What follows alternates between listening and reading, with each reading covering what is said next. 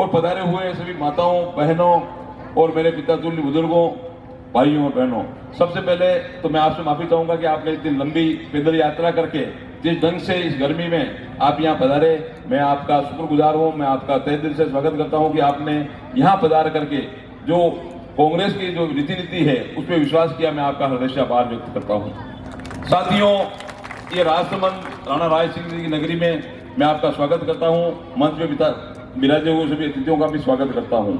मुझे याद है कि मैं जब 1986 में पढ़ाई छोड़ करके जब आया था तो राजनीति में मेरी उत्कृष्टता थी, क्योंकि पारिवारिक पृष्ठभूमि, मेरे पापा सरपंच थे, उप प्रधान रहे, तो राजनीति में मेरा मोह था। और उस समय के मेरे फेवरेट जो नेता थे वो डॉक्टर सीपी जोशी साहब थे। सीपी जोशी साहब जब 1980 में एमएलए बन गए थे, उससे पहले मैं भी कॉलेज में उदयपुर पढ़ा, और जब कॉलेज में आपकी गतिविधियां हमने देखी, नेतृत्व देखा, तो हमारा भी रुझान हुआ कि हम भी नेतागिरी करें, आगे बढ़े। मगर यहाँ आने के बाद में जब 86 में मैं आया तो आते ही की राज्यवास सहकारी समिति में मुझे अध्यक्ष बनने का मौका मिला, और मेरी सोच केवल ये थी कि मैं सरपंच बन जाऊं राज्यवास का। जब प्रदीप जी पालीवाल साहब, गोविंद सिन्हा जी, विराजमान जो है मेरी एक टीम थी, आप लोगों ने सब मिलकर के सीपी साहब से मेरा परिचय कराया, और जब सीपी साहब के संपर्क में मैं आया तो निश्चित तौर से सरपंच की जो सोच से बढ़कर मैंने सोचा कि आगे बढ़ने की राजनीति मुझे करनी चाहिए। और मैं आपसे विनम्र निवेदन करता हूं कि जब 2000 में मुझे जिला परिषद का टिकट दिलवाया, वो सीपी साहब की प्रेरणा से, और एक लक्ष्मी नारायण जी पालीवाल साहब पीपली आचार्य आज हमारे बीच में नहीं, वो ब्लॉक अध्यक्ष थे, उन्होंने कहा नारायण सिंह सरपंच वगैरह लड़ने की जरूरत नहीं, तो तेरे जिला कांग्रेस कमेटी में आगे बढ़ना है, जिले में आगे बढ़ना है, तो तू जिला परिषद मेंबर लड़। मैं मेंबर लड़ा था उस क्षेत्र से जहां मेरा खुद का वोट नहीं था, जिससे अभी नेहरूलाल जी जिला परिषद मेंबर है। वहां से मैं आगे बढ़ करके जिला परिषद मेंबर बना, और आज मुझे उसी कार्य में कि 2005 में हम जब दूसरी बार जिला परिषद का मेंबर का फार्म भर रहा था, उस समय डॉक्टर सीपी जोशी साहब आशीर्वाद देने जिला कलेक्टर में पधारे थे। आज वही क्षण मुझे याद है कि जब आप वापस पधारेंगे, और उस समय जो 2005 में मैं जीता था, उस समय मुझे जिला प्रमुख मिलने का मौका मिला, और हो सकता है आज आप पधारे, निश्चित तौर से मुझे राजस्थान विधानसभा में जाने का अवसर मुझे निश्चित तौर से प्राप्त होगा। साथियों, ये तो मेरी बात रही, मैंने बात कही है। बात करते हैं विकास की, बात करते हैं सामाजिक समरसता की, बात करते हैं व्यापारिक प्रतिष्ठानों के काम की। तो मैं समझता हूं कि राजसमंद जिले में बहुत काम हुए हैं। काम की तुलना जब करते हैं हम तुलना करते हैं कांग्रेस के काम की और दूसरी विचारधारा उस पार्टी के काम की, तो आप तुलना कीजिए कि आज चाहे नंसमंद बांध बना हो, चाहे बागेड़ी का नाका बना हो, चाहे चिकलवास डैम बना हो, चाहे नहरें बनी हो, खारी बिल्डर बनी हो, चाहे कुआरे तक की जो किसानों की नहरें हैं, ये सारे काम जो कांग्रेस राज में हुए हैं, ये जो बड़े काम है, ये वृद्ध काम है, ये सोच कांग्रेस की थी और कांग्रेस ने किया है। मगर आज मैं आपसे निवेदन करना चाहूंगा कि उसकी तुलना भी अगर नहीं करें, हम इस 2005 ये भी 5 साल की तुलना करें जो 2018 से 2023 की है, उसमें भी हमें बहुत काम करने का मौका मिला, हमें काम गिनाने के लिए काफी है। मैं आपको आग्रह करना चाहूंगा कि जो ही 2018 में चुनाव हुए, हम चुनाव तो हार गए, मगर जब सीपी जोशी साहब से मिलने गए तो डीएमएफटी के बारे में जब चर्चा हुई तो आपने आदरणीय हरि सिंह साहब को और मुझे डीएमएफटी में मेंबर बनाने का काम किया, और सबसे पहले राजस्थान में डीएमएफटी की कमेटी बनी तो वो बनी राजसमंद में। और आज राजसमंद में जो डीएमएफटी का पैसा है वो सारा खर्च करके सबने विकास के कार्यों में लगा दिया। बाकी ऐसे जिले भी हैं जहां अभी तक कमेटी ही नहीं बनी, ऐसे जिले भी हैं जहां पैसे नहीं लगे हैं। तो जब कमेटी बनी तो निश्चित तौर से हम चारों विधानसभाओं में हमें विकास कार्य करने का मौका मिला। मुझे हारने के बाद में तो ये मौका दिया गया, तो निश्चित तौर से हम चाहे स्कूलों के कमरे हो, चाहे किसानों के काम हो, चाहे रोडें हो, चाहे पेयजल की योजना हो, सब में हमने काम करके आपको विकास करने का मौका दिया।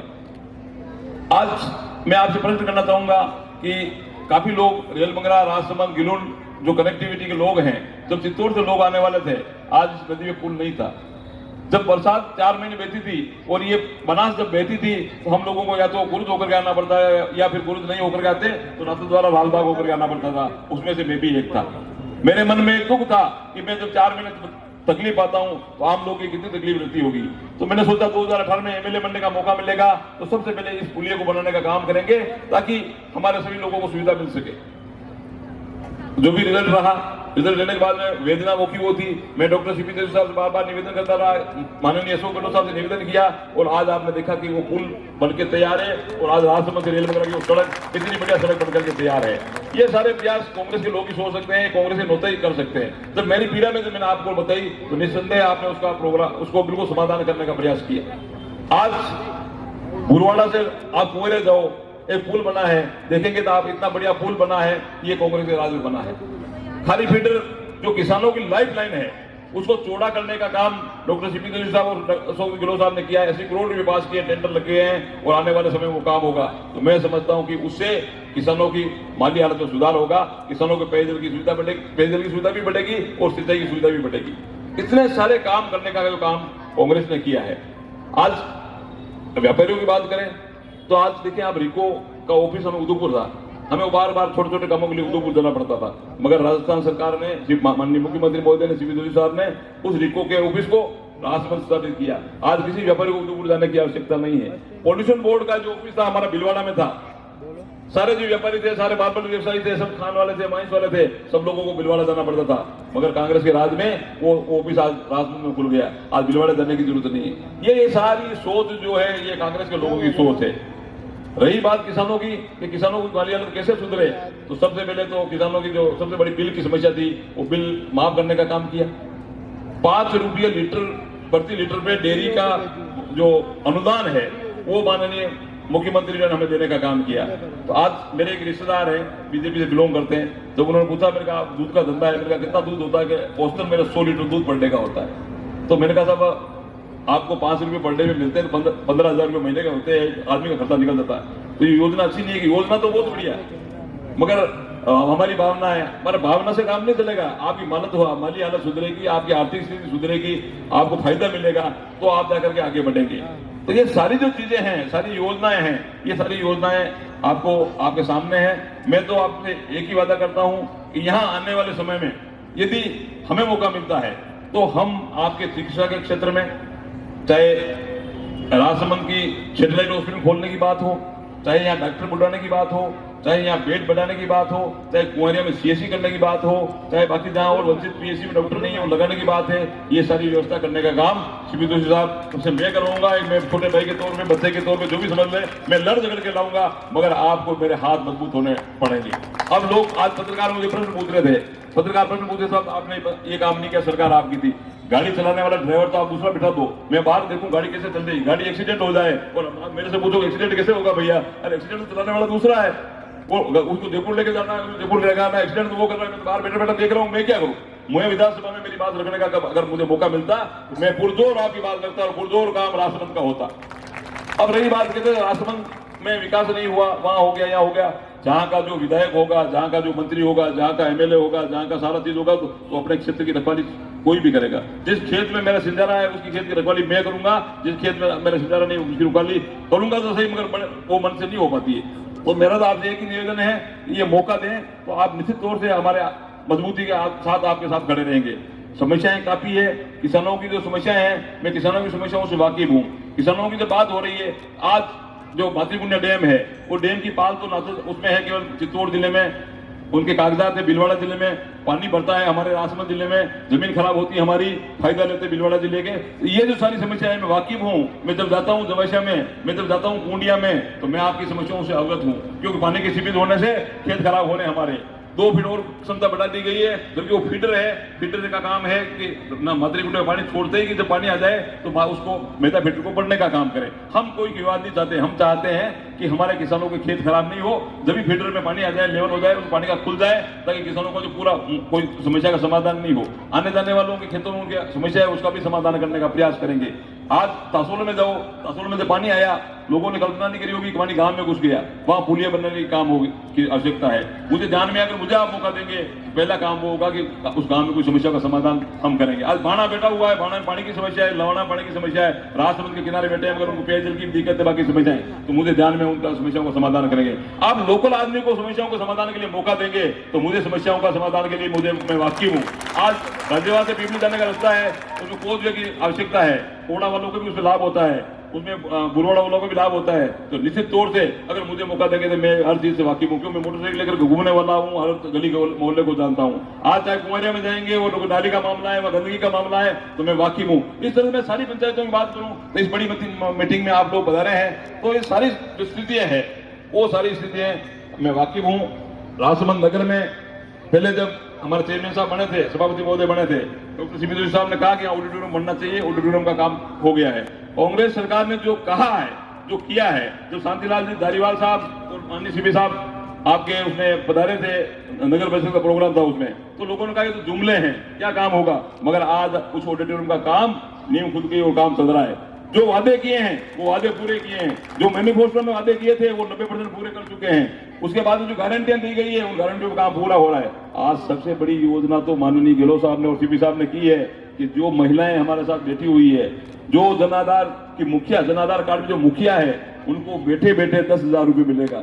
एक साल में आपको बैठे बैठे 10,000 रुपये मिलेगा अगर सरकार आई तो।